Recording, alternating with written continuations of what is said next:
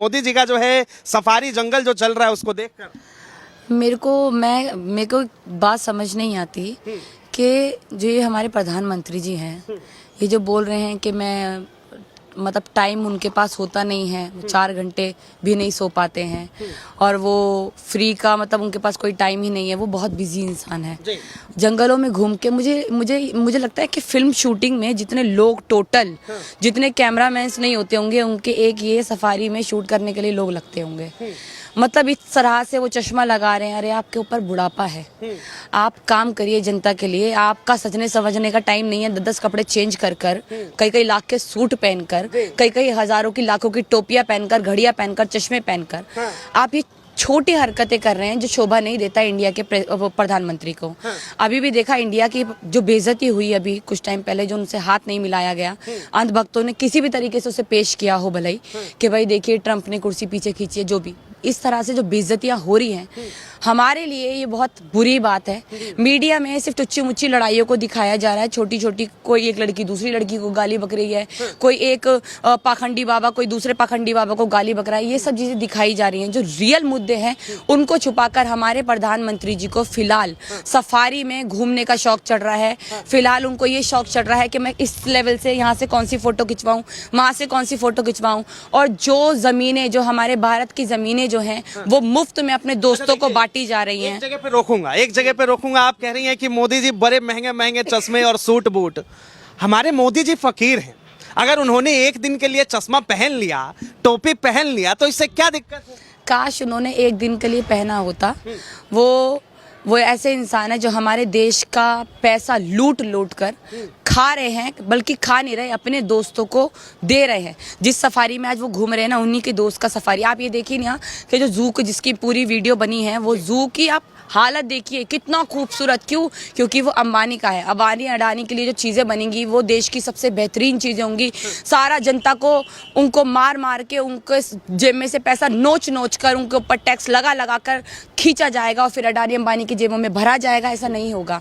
आप दिल्ली का जू जाकर देखिए कितनी बुरी हालत है वहाँ पर जानवरों की। भेड़िए देखिए, शेर देखिए, जो भी है। यहाँ पर अभी दिखा रहे हैं कि शेरों के साथ फोटो खींच रहे हैं। इतनी अच्छी अच्छी फैसिलिटीज़ है। आप जानवर तो सारे सेम है ना, आपके लिए सब सेम है, तो हर जगह के लिए करिए ना। क्यों अपने दोस्तों की आपको जेब में पैसा भरना है? क्यों आपके दोस्तों को सारा लूट लूट कर जनता का पैसा देना है? तो मुझे उस चीज़ से वो नहीं है। वो फकीर आदमी है, वो गलत आदमी है, वो जो भी है, मुझे उससे कोई मतलब नहीं है। पर अगर आप जनता का पैसा लूटेंगे, आप जनता के ऊपर टैक्स लगा लगा के जनता को मारेंगे और उसके बाद वही पैसा आप अपने दोस्तों को जाकर देंगे, या फिर उससे महंगे महंगे कई लाख के सूट पहनेंगे, मशरूम खाएंगे, चश्मे लगाएंगे। पता है कि फकीरी क्या होती है?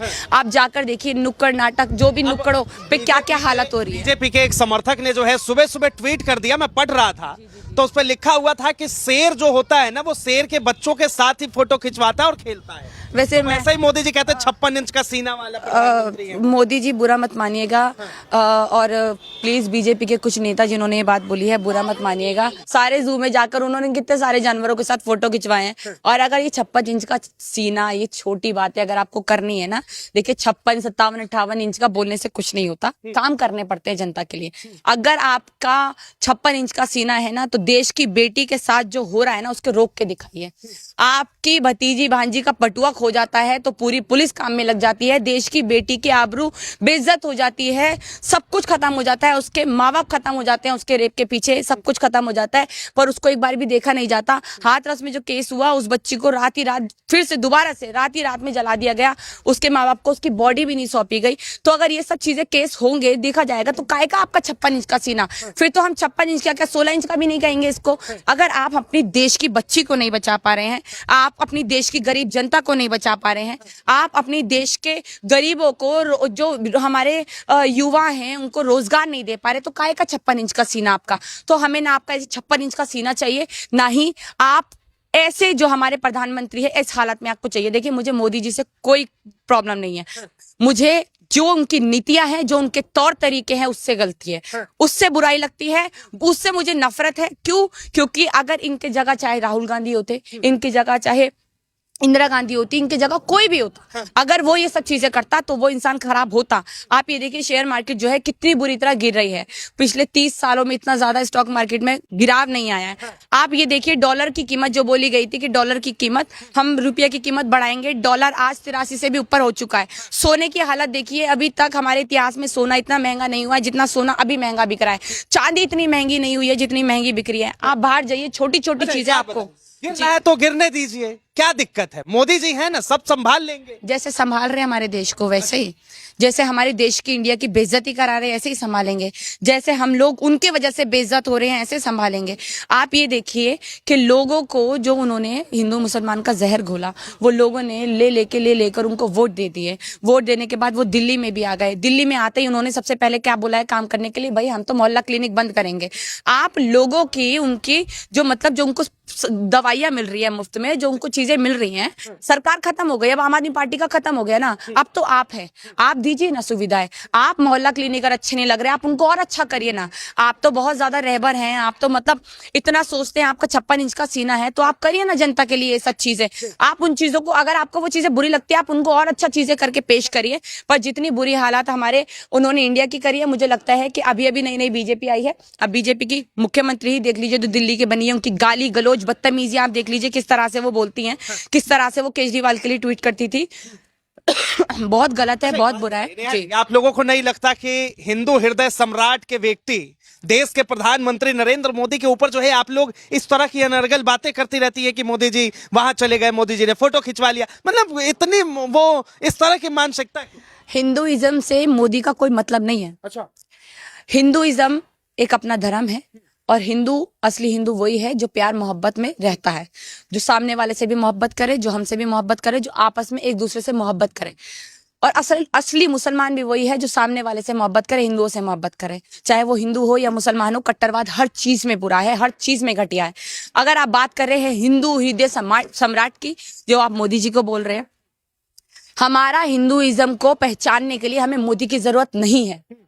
हमारा हिंदुइज्म बहुत पुराना है, उसको बहुत अच्छी तरीके से साधु संत जो हैं, जो सही में साधु संत है, जो पाखंडी नहीं है, वो अच्छी तरह चलाते आए हैं। हमारा देश जाना जाता है हिंदुइज्म के एक बहुत साफ धर्म है। आप उसको इस घटिया उसमें ले जाकर अपने हिंदू धर्म को कृपया करके, क्योंकि आप भी हिंदू है और मैं भी, कृपया करके उस चीज को बदनाम ना होने दें और ना ही करें, वही ज्यादा बेहतर होगा।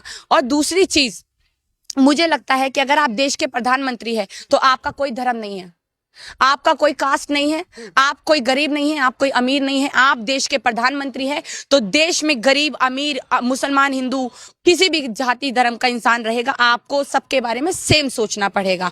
आपको सबके बारे में एक ही सोच रखनी पड़ेगी। आप लोगों को ये देखकर, आप देखिए ना कि अभी काफी सारे हमने देखा कि उनको बोला जा रहा है कि भाई अपनी दुकानों के बाहर लिखो कि भैया तुम मुसलमान हो या मुसलमान की दुकान है, ताकि पता चले। और उसके बाद फिर आप देखिए कि कुंभ में मना कर दिया गया कि हमें लोगों के ऊपर विश्वास नहीं है। जब डॉक्टर्स जो थे, जो गए थे, जो मुसलमान थे, वहां पर जब उनकी जान बचाई गई, आपने उनको आने के क्यों नहीं रोका? आपने जान बचाने के लिए क्यों नहीं रोका? बोलती है ना कि उनको जान मुसलमान नहीं बचाएगा, भैया हमें मुसलमान डॉक्टर चाहिए ही नहीं। जब खून की जरूरत होती है तो खून पर भी लिखना चाहिए नाम कि ये हिंदू मुसलमान का खून है, ये मुसलमान अगर मुसलमान का लेगा, हिंदू हिंदू का लेगा। अगर आपको हिंदू मुसलमानों से इतना ही ज्यादा फर्क पड़ता है तो दवाइयों पे, खून पर, हर चीज पे लिखा जाना चाहिए कि भैया ये मुसलमान के हाथों की है। उन चीजों को मना नहीं करेगा कोई, पर जिससे राजनीति की रोटियां सिकती है, जिससे राजनीति की रोटियां गर्म होती हैं, वही चीज आप राजनीति में लेकर आएंगे और लोगों को बेवकूफ बनाएंगे, जो बहुत गलत है। अच्छा, एक आखिरी सवाल, क्या आपको नहीं लगता कि जब शेयर मार्केट जो है अपने ऊपर जा रहा था, जब अप हो रहा था, तब उस टाइम जो है विपक्ष के किसी नेता ने आवाज नहीं उठाई? अब जो है थोड़ा डाउन हो गया तो अब जो है सब के सब सवाल उठा रहे और मोदी जी के चेहरे पे थोड़ी शिकन भी नहीं। मैं तो कह रही हूँ विपक्ष, देखिए विपक्ष अगर मजबूत होगा तो कभी भी जो सरकार है वो मजबूत इस तरह से नहीं हो पाएगी कि वो जनता को, देश को लूट ही ले, वो ऐसे नहीं हो पाएगी। अगर हम बात करें कि विपक्ष को काफी सारे पहले भी मुद्दे उठे हैं जहां पर अपनी बोली रखनी चाहिए थी, अपनी आवाज उठानी चाहिए थी उनको, और न्याय की उनको मांगना चाहिए था न्याय, पर कई जगहों पे नहीं माना गया। तो इसलिए आज विपक्ष की गलती है, मैं मानती हूँ, पर अगर विपक्ष की गलती है तो विपक्ष को अभी फिलहाल साइड में रख के, जिसके हाथ में सारी ताकत है, जिसके हाथ में सब कुछ है, उनको सोचना चाहिए। प्रधानमंत्री जी से मेरी यही दरख्वास्त है, आपको महंगे कपड़े पहनने हैं, आप पहनिए। आपको अपने दोस्तों की जेब में पैसा भरना है, आप भरिए। आपको जितनी भी चीजें करनी है करिए आप, अच्छी बात है, पर जनता के बारे में सोचिए। जो हमारे देश का रुपया जो है डूबता जा रहा है, हमारी जनता का जो टैक्स भर भर के लगा रहे हैं, जो भी आप हमारी देश की जनता के साथ गलत काम कर रहे हैं, कृपया करके उसे रोक दीजिए। जनता की बहुत बुरी हालत है, रोजगार चाहिए, लड़कियों की सुरक्षा चाहिए, हमें स्कूल चाहिए, हॉस्पिटल चाहिए। ये हिंदू मुसलमान कर करके लोग थक गए हैं, अब इसकी जरूरत नहीं है हमें। कृपया करके एक अच्छी राजनीति करिए, ताकि हम आने वाले टाइम में बीजेपी का नाम एक अच्छे लोगों के नाम में ले सके। प्रधानमंत्री जी के कुछ अच्छा करिए, बेहतर करिए, ताकि हिंदू हो, मुसलमान हो, हर कास्ट हो, कोई भी क्या कहते हैं औरत हो, आदमी हो, सबके दिलों में प्यार मोहब्बत बनी रहे। धन्यवाद तमाम जानकारी के लिए। तो देखिए देश के शेयर मार्केट का किस तरह से जो है बंटाधार हो गया है और लगातार प्रधानमंत्री नरेंद्र मोदी के ऊपर सवाल उठाए जा रहे हैं कि आखिर पीएम मोदी इस पर बोलना क्यों नहीं चाहते, अभी तक जो है उन्होंने एक भी प्रतिक्रिया क्यों नहीं दी। और ये 30 साल में पहली बार ऐसा समय आया है जब देश का 94 लाख करोड़ रुपए एक ही बार मिट्टी के अंदर तब्दील हो गया हो। बहरहाल इस चीज को लेकर आप क्या सोचते हैं, अपनी प्रतिक्रिया जरूर दे। फिलहाल के लिए इतना ही। ऐसे तमाम खबरों के लिए देखते रहे DS4 न्यूज।